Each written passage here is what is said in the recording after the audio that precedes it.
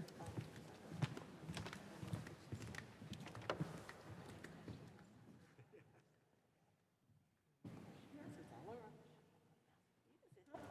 I don't mind. How are you? Fine, how are you? I'm okay. I'm recovering from breaking my back. Oh, no.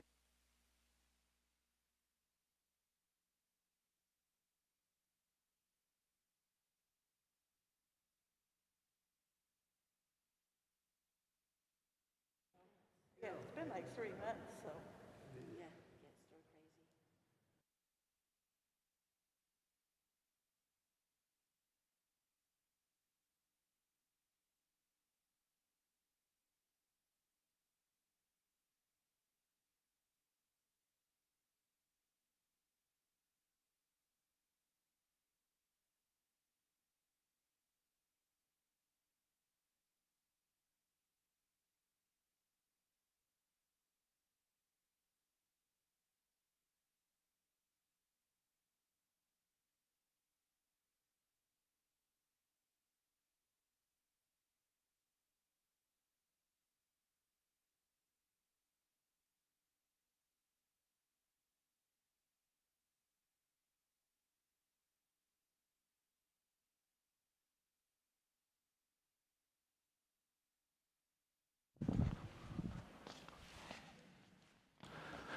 Good evening. You came back. Welcome to the second in the series of talks on encountering, meeting the risen Lord. My name is John Armistead. I'm the vicar for priest for the Diocese of Stockton, and I'm really happy to be back in the parish here. I want to start with a little bit of review. One was I got a lot of questions about what the devil is this guy talking about when he talks about life after death, which I'll probably come back to in the course of if we ever get to St. Paul. But it's an attempt to begin to explain that resurrection is more than just life after death. In Jewish tradition, the early belief is this is all you get. Life is life, and then it's over. Too bad. That developed into a little bit of an understanding of life after death in Sheol, which was just this place of shadows, and it wasn't much of life. But with the influence of the Greeks, Plato and the boys, they started to talk about life after death, that you have a soul, you have a spirit, and that lives on. You slough off this body that has, for the most part, weighed you down, and your spirit goes free. So there is life after death, which I think is where a whole lot of Catholics stop. You know, I die, I get to go to heaven, job done. But we believe more than that. Jesus came to a whole new life after his life after death. Resurrection is this new creation, this new relationship to matter. Human beings are enfleshed spirits. So it's not complete if your soul just goes to heaven. God promises more. And the word resurrection is an attempt to get at that reality. If we get to St. Paul, he has a little more to say about that. I want to review a couple of points I was trying to make last week. The whole point of these sessions is to invite you, cajole you, entice you, bully you into reading and rereading and sitting with and meditating on and thinking about and contemplating the Easter stories. Letting them get from your head to your heart. Letting those stories of the encounters with the risen Jesus invite you to the very same encounter. So don't get stuck with all this background stuff. It's pretty good, but it's only the way to point you to the text itself and what the text wants you to do, which is to meet Jesus. Thich Nhat Hanh, who was a Vietnamese Buddhist, friend of Thomas Merton way back when, in one of the introductions to his book, he's talking about his teaching on life and meditation and mindful living. And he insists that his teaching is merely a vehicle to describe, to point to the truth. And he quotes an old Buddhist saying, "A finger pointing at the moon is not the moon. The finger you need to know where to look to find the moon, but if you mistake the finger for the moon itself, you'll never know the real moon." Teaching is like a raft that carries you to the other shore. You need the raft, but the raft isn't enough, is not the other shore.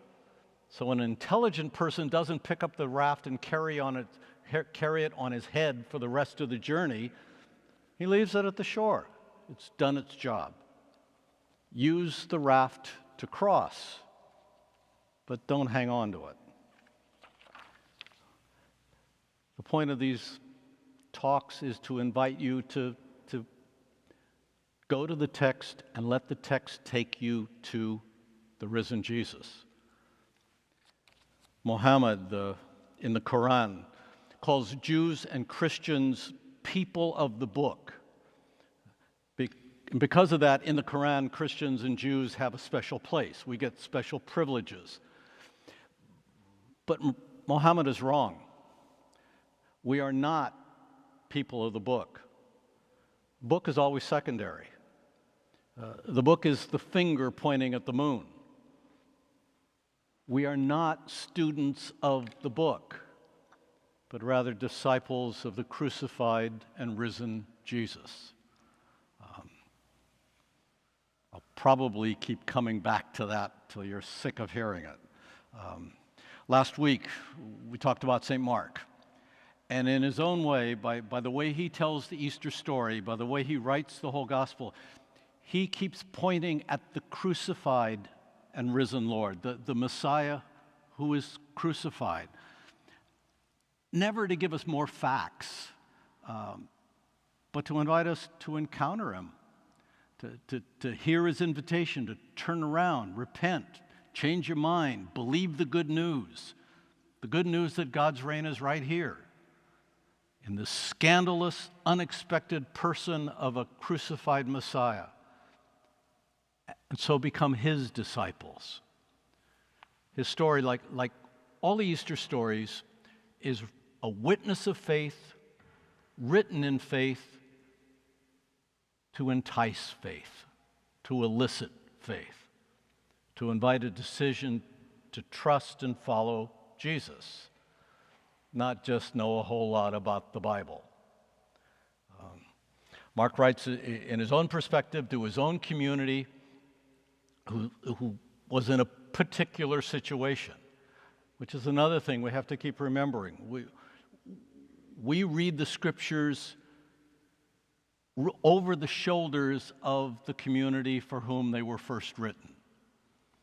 They're handed on to us, they become ours, but they come to us through a particular community at a particular time with their particular situation and troubles. To know a little bit about that helps us get to the text.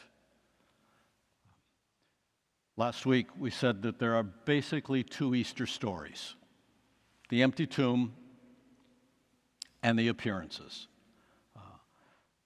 Mark only has the empty tomb. Now with Matthew and Luke and John, we start to hear the stories of the appearances. Which brings us to Matthew. Probably I should fess up. I used as an outline an essay by Raymond Brown that's in a book called A Risen Christ at Easter Time. And Raymond Brown did a whole series of little books on the scriptures that connect with the seasons of the church. a coming of Christ in Advent, an adult Christ at Christmas, a crucified Christ in Holy Week, a risen Christ in Easter time. It's a good book, published by Liturgical Press, and if you get a hold of it, you'll hear everything I'm saying tonight. So, end of book selling. Matthew. Matthew loves structure and parallelism. If Mark liked sandwiches, Oreos, 2 cookies and a little cream in the middle, Matthew loves double Oreos with 2 creams. He loves to stack things up, and he loves to compare, and he's always inviting you to see more. And in his stories that he parallels with, break them open. His whole gospel is based around 5 sermons, which is the number he also likes. Sermon on the Mount, the Sermon on Discipleship, the Sermon on the Kingdom, the Sermon on the Church, and the Sermon about the end of the world. And each of those is followed by a narrative of Jesus' miracles and works. 5 is the number of the books of Moses. 5 is the number of the books of the Torah. For Matthew, Jesus is the new Moses, and he is the one who will hand on the law, the Torah, the new Torah, the updated Torah to his disciples and the world. And if you look at his gospel, he even begins it with his infancy stories that show that Jesus is the new Moses. He's saved from death as an infant, gets out of the way of Herod and the innocents who were killed. He's raised in Egypt, and then he's brought back to his own country. Just because Matthew loves structure and parallelism, he tells 5 stories about the infancy of Jesus. His conception and birth with Joseph, the Magi and Herod, the escape to Egypt via Joseph, the slaughter of the innocents by Herod, the return to Nazareth with the help of Joseph. That'll all come up again. Matthew always wants you to hear the echoes of the Scriptures, his Scriptures, the Hebrew Scriptures. He wants you to learn the stories of his tradition so that you can understand Jesus. He's always comparing Jesus to Moses in one way or another. He did that because he had a lot of Greek converts in his community. And every once in a while, if he doesn't trust that we're getting the echo, so he hits us over the head with a quote straight out of the Torah or straight out of the prophets. It's no surprise then that when Matthew comes at the end of the gospel to tell the Easter story, he has 5 episodes, just like the beginning. The burial of Jesus with the believers, the guards at the tomb, the unbelievers, the women at the tomb, believers, the guards report back to the religious leaders, unbelievers, and finally, Jesus and the disciples, believers. Also doubters, but believers. I'd like to simply walk through those episodes, throw some things at you. Homework. I presume you did last week's homework. You read the 28th chapter of Mark. If you had all kinds of extra time, you read the whole gospel, saw how it fit together. This is easier. The last chapter of Matthew. If you got all kinds of time and nothing to do and no job to take up your time, you can read the whole gospel. It's a little longer than Mark. The first episode of the 5 is the burial of Jesus. In all the other Gospels, that's just the end of the crucifixion story. And in Matthew, it ends the crucifixion story, but it's really the first step in the Easter story.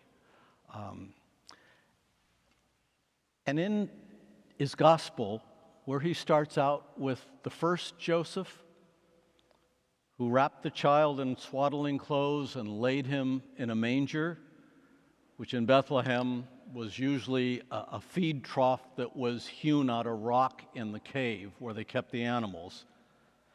The second Joseph, in this first episode, wraps the body of Jesus in a clean linen cloth and lays it in a tomb hewn out of the rock. And that's no coincidence. Matthew loves parallels.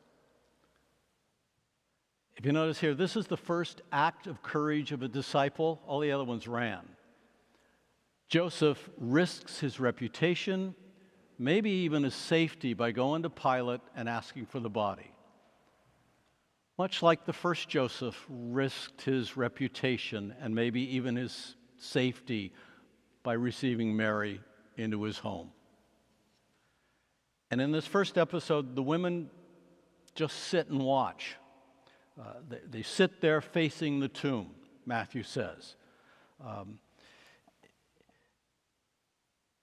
Mary Magdalene is named first. Mary Magdalene is always named first. And Mary Magdalene is one of the constants in all the Easter stories. And she's always first. It's one of the details that never gets lost. Mary in Hebrew is Miriam. A little parallel with the sister of Moses, Miriam, who saved Moses from death as an infant and accompanied him and Aaron, their brother, in the Exodus. Another little echo. And then there's a second Mary, Mary, the mother of James and Joseph. She is named with the Magdalene as the one of the women who at the cross looked from a distance and now is at the tomb, sitting there, watching. The women don't bury. It's a man's job. So they do their part, which is to mourn. That's the tradition. And at the same time, they are witnessing the burial. They saw the cross. They see the burial. They have more to see. And the stone seals the tomb. Matthew says it's a huge stone. This is finality. It's all over, folks. This is the end.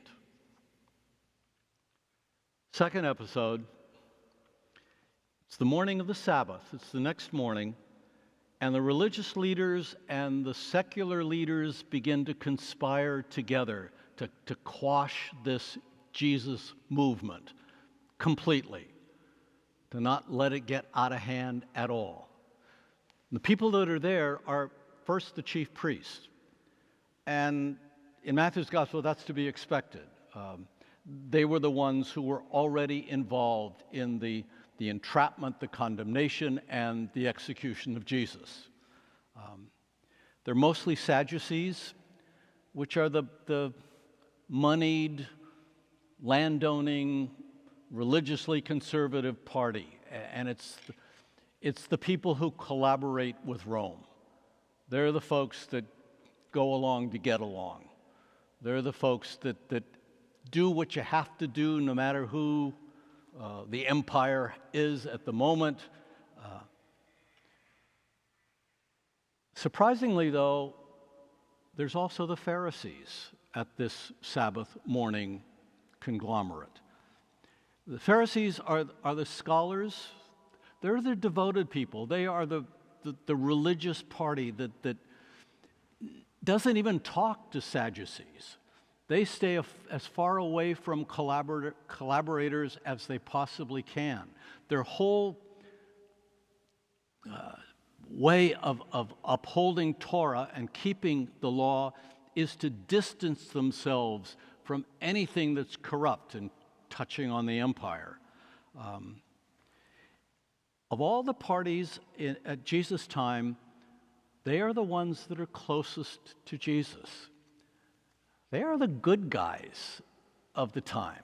They are the people that are really trying to live their faith. And Jesus can talk to them.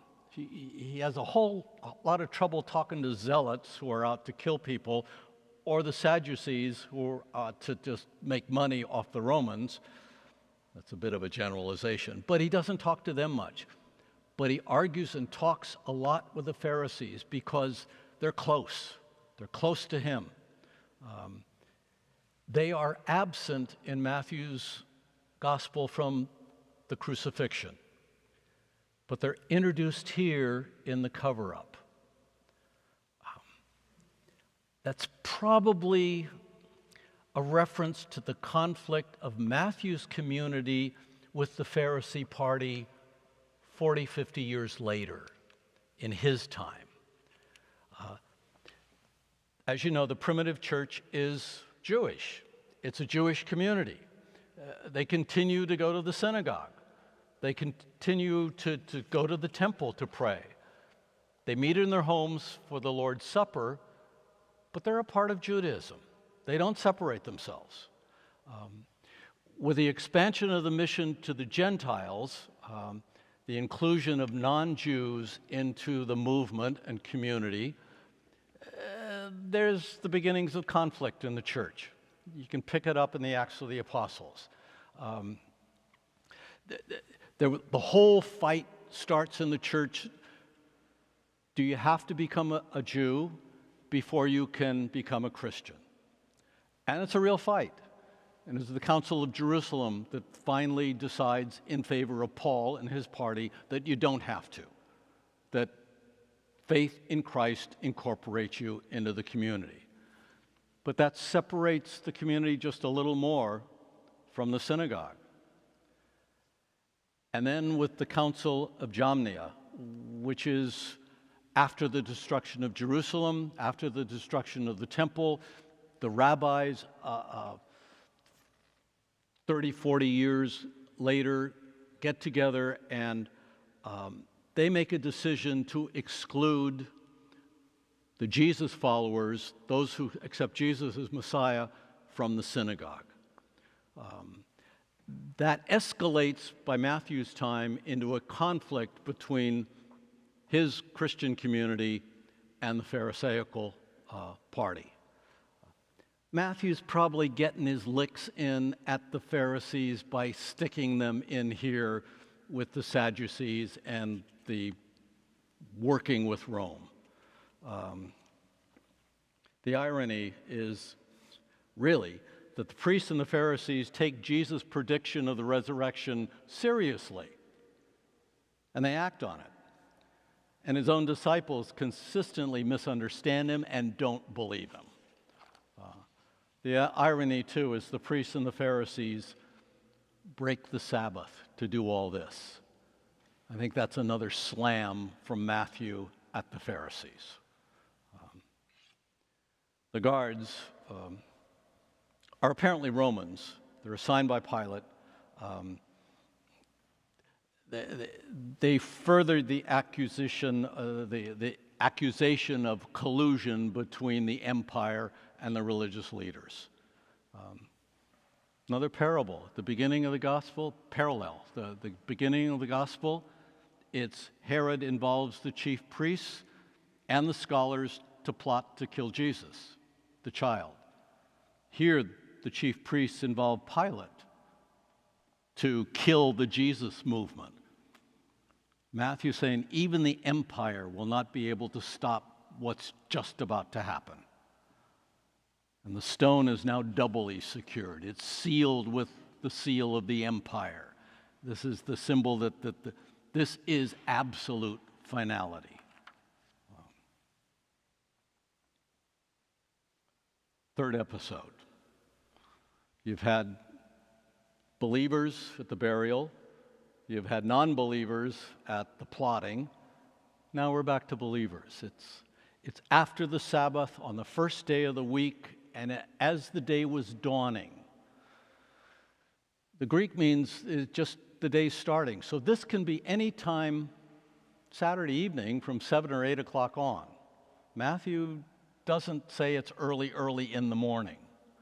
It's the women on this first day of the week, this time of new beginning, they go to the tomb.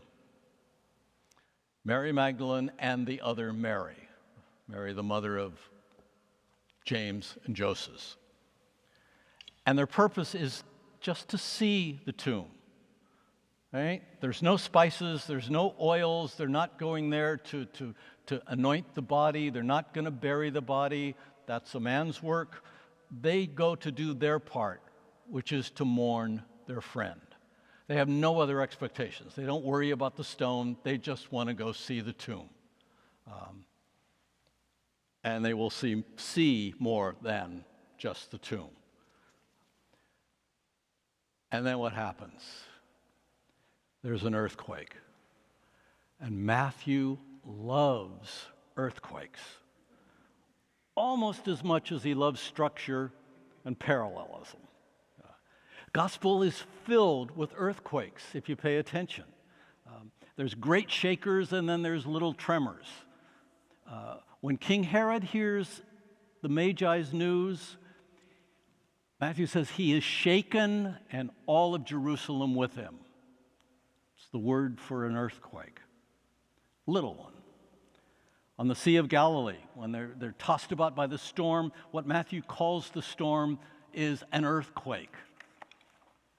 When Jesus enters Jerusalem on Palm Sunday, Matthew says the whole city was shaken. Another tremor, getting ready for the big one. And all those tremors lead to the big one at the death of Jesus on the cross. The veil of the sanctuary gets torn in two from top to bottom. The earth quaked, rocks were split, tombs were open, and the bodies of many saints who had fallen asleep were raised. The whole world is shaken apart at his death. And this is end of the world language. Fancy word is apocalyptic. This is the end of the world as far as Matthew is concerned. It's the end of the old world. And all this leads to the final earthquake at the tomb that ties them all together. With the earthquake, everything is shaken apart and turned upside down. The triumph of death is reversed, and despair is turned into hope. The old world is ended, and a new creation begins on this first day of the week. And the tomb is this epicenter of this earthquake. And the earthquake, of course, is Jesus, his death and resurrection. And that's when the angel shows up. And Matthew also loves angels. They show up all over the place. Unlike Mark, who just has a young man sitting in a robe on the right side of the tomb, Matthew has a real live angel who just comes shooting down out of heaven like lightning with this burst of light that blinds you and pops open the tomb, rolls the stone back like it's nothing, and then kind of arrogantly just sits on the stone.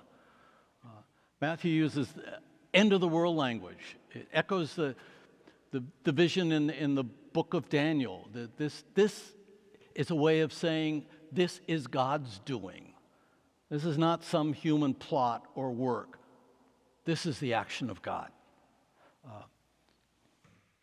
Parallel, Matthew begins his gospel with an angel announcing to the first Joseph what God has already done.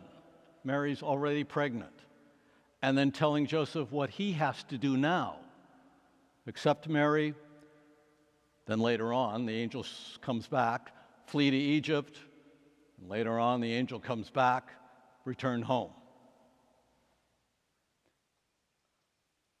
This is a way for Matthew to say that this is completely the work of God. And at all this, guess what? The guards are shaken. And they fall down as if dead.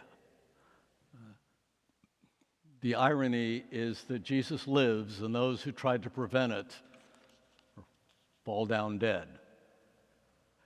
If you also note, the women don't fall down. They stand right there, trembling maybe, but while the Romans, the brave Romans, fall all over each other. Right here, most important thing to remember is there's no description of the resurrection. It is never described in the scriptures. A whole lot of our pictures have this moment, our pictures of the resurrection, and what's Jesus doing? He's walking out of the tomb, usually floating out of the tomb. But if you listen, the angel says what's already done. Jesus ain't here. The moving of the stone is not to let Jesus exit, like he's trapped in there. The moving of the stone is to let the witnesses get in and see that he ain't there no more. God has raised him already. This resurrection is beyond time and space. This is where the two worlds connect in a way that's beyond time and space. What's left over is an empty tomb. That's the fact. That's all they can see because you can't see the resurrection. And that's when the angel reveals and interprets what this empty tomb means. It's not just that grave robbers got here earlier. It's the mystery, the work of God that can't be explained and can only be encountered. My time is getting up. So,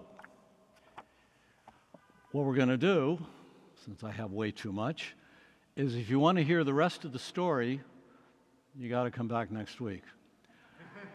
But you have the text, so you can read it yourself. I would invite you to let it get to you. Halfway forget all this stuff, as good as it is, and listen to the story. If I can get away with it. There's an old story about Beethoven. And he'd been working on a sonata for weeks. And finally he sat down at the piano to play it for a group of friends and a group of curious onlookers. And he poured himself into it. He just oblivious of everything but the notes that cascaded and swirled around him and around those who were listening. And when he was finished, he let out this deep sigh of release and relief, and he slowly turned to his audience. And abruptly, one of the people said, "Yeah, but what does the music mean?" And Beethoven wasn't pleased. He scowled at the man furiously and turned back to the keyboard and replayed the entire sonata with the same passion and grace and intensity. And he finished and turned to his questioner with a great smile and said, "That is what it means." That is what the scriptures mean. That's what you want to get at. Listen to them. Sit with them. Let it get to your heart so that it can do what it wants to do. Not give you a lot of facts, but invite you to encounter the Lord. We have a couple minutes for questions, and there's a mic up here we think can be heard at home. If not, I'll try to repeat questions. And if there are none, the bathrooms are that way, and confessions are out on the plaza.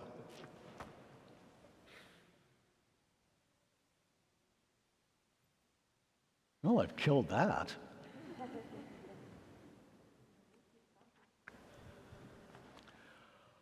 Well, on that note, thank you very much for your interest and your presence and your participation, and I would invite you to do the homework. Listen to Matthew. Listen to his text. Listen to him tell you what this means, and then let the Lord come into that relationship. Yes, ma'am.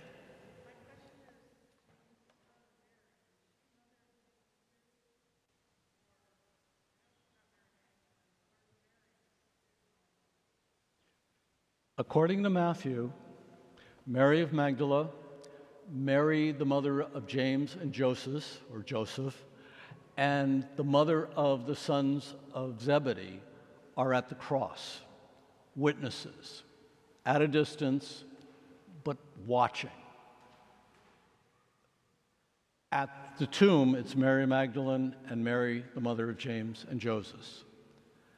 At the resurrection, then, they become the witnesses. The mother of Jesus, if you want to hear about her, you have to wait till we get to John's Gospel. That's where she shows up, but not here, not in the Synoptics. So.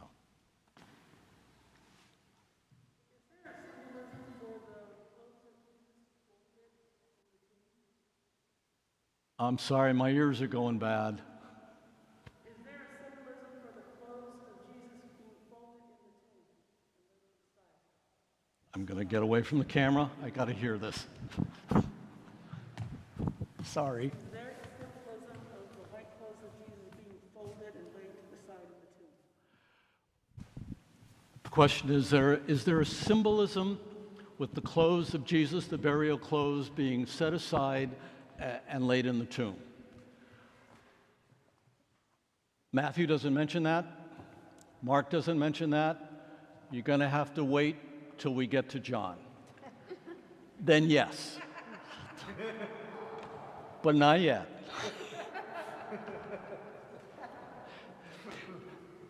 Again, when you read the Gospels, you read the Gospel that's being written there. We tend to put everything together. If you try to do that with Easter Sunday morning, your head will start to hurt. They are telling the story in a way that they wanted to invite you into the story. They aren't reporters the way we are. They don't write history, just the facts, ma'am. They're interested in saying what these few facts we have, what they mean, what it reveals. This is a witness of faith, written in faith to elicit your faith, not to make your head go bigger with a whole lot of facts. And so John tells the story in an entirely different way, as Luke will, as Matthew does, and as we saw Mark did.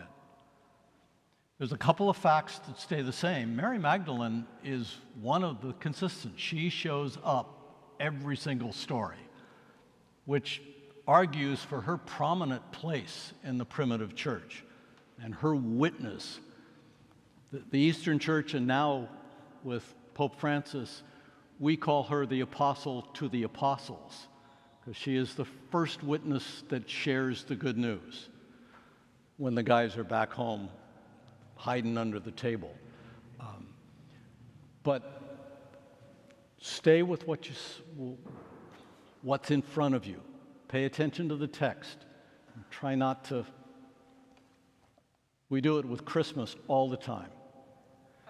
St. Matthew Joseph has the Annunciation. The Magi show up after the kid is born. They go to Egypt and come home.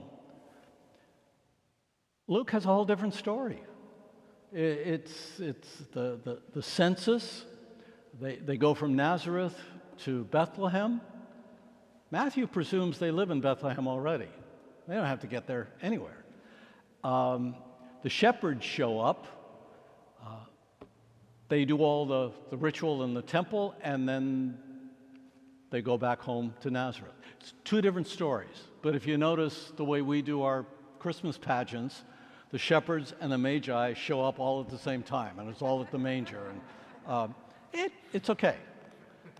But it's not what's in the Scripture. And there's a reason for this particular writing of the story by the author to his community. And if we kind of know a little bit of that, if we pay attention, it's richer. So.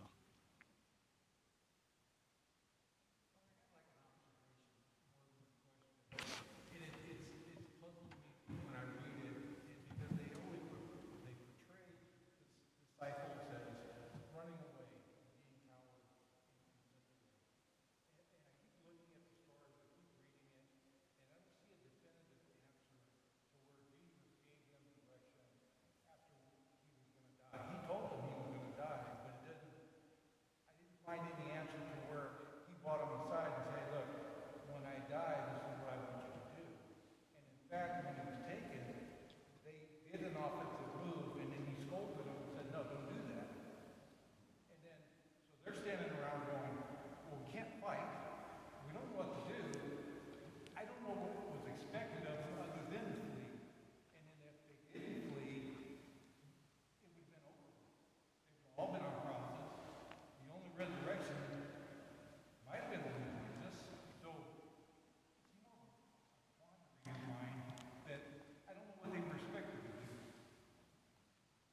Well, God can use our sins as well, which I think is what they did here. Yeah, for the most part, they're just kind of dolts that don't really get it. In Mark's gospel, you can't get it until the crucifixion. They don't understand how you can have a crucified Messiah. That's his whole point. Actually, in Matthew's gospel, Matthew says to the disciples, "You will be scattered, but after I've been raised, I will go ahead of you to Galilee, and there you will see me."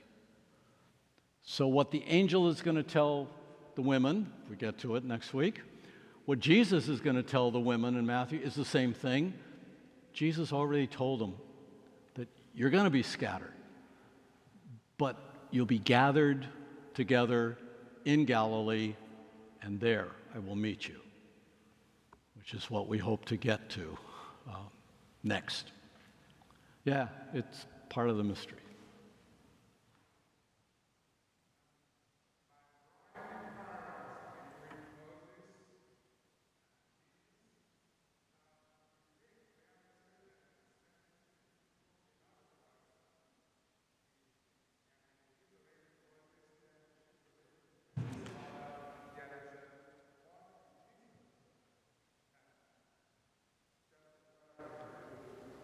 I'm going to have to do this again. Sorry, Lawrence. I can't hear anymore. There we go.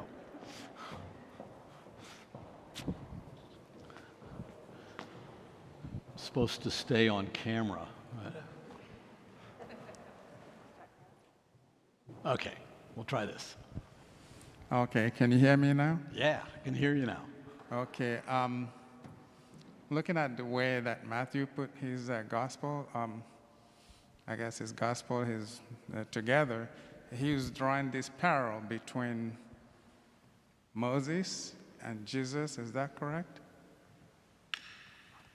And that's the case because since he believes in parallels, he's showing, the correlation in parallel. This is what happened with Moses, and this is what's happening with Jesus. Is there a conclusion? Is he leading them to somewhere, or what's the message there? I'm sorry. I'm still not getting it. Let's see if we can do this off camera or no.